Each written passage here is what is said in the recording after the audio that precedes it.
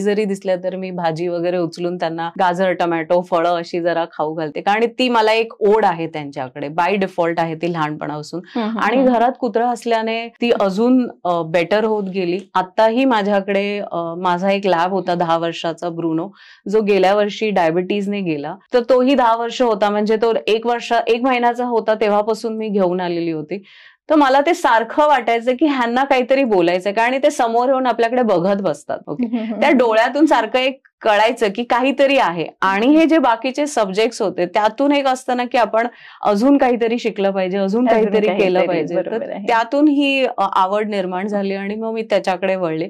आणि जेव्हा वळले तेव्हा रिअलाइज केलं हे खूप सोपं आहे, त्याच्यासाठी काही शिकण्याची गरज नाहीये. फक्त तुम्हाला कळतं, जसं आपण आपल्या नवऱ्याला किंवा आपल्या बायकोला चांगल्यापैकी ओळखतो, आपल्याला माहित आहे त्यांच्या सवयी काय आहेत, किंवा मी असं केलं तर ते त्याच्याकडून असंच रिॲक्शन येणार हेही माहित आहे. तर ते तसंच प्राण्यांबरोबरही असतं की जेव्हा तुम्ही 24 तास त्यांच्यावर राहता तेव्हा त्यांचे स्वभाव आपोआप आपल्याला कळतात आणि त्यांनाही आपलं म्हणणं पडतं. तर ते घरात प्राणी असल्यामुळे मला ती आवड बाय डिफॉल्ट झाली.